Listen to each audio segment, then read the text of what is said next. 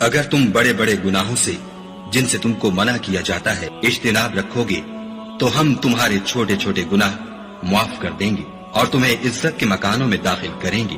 اور جس چیز میں خدا نے تم میں سے بعض کو بعض پر فضیلت دی ہے اس کی ہوس مت کرو۔ مردوں کو ان کاموں کا ثواب ہے جو انہوں نے کیے اور عورتوں کو ان کاموں کا ثواب ہے جو انہوں نے کیے، اور خدا سے اس کا فضل و کرم مانگتے رہو۔ کچھ شک نہیں کہ خدا ہر چیز سے واقف ہے۔ اور جو مال ماں باپ اور رشتہ دار چھوڑ مرے تو حقداروں میں تقسیم کر دو کہ ہم نے ہر ایک کے حقدار مقرر کر دیے، اور جن لوگوں سے تم عہد کر چکے ہو ان کو بھی ان کا حصہ دو۔ بے شک خدا ہر چیز کے سامنے ہے۔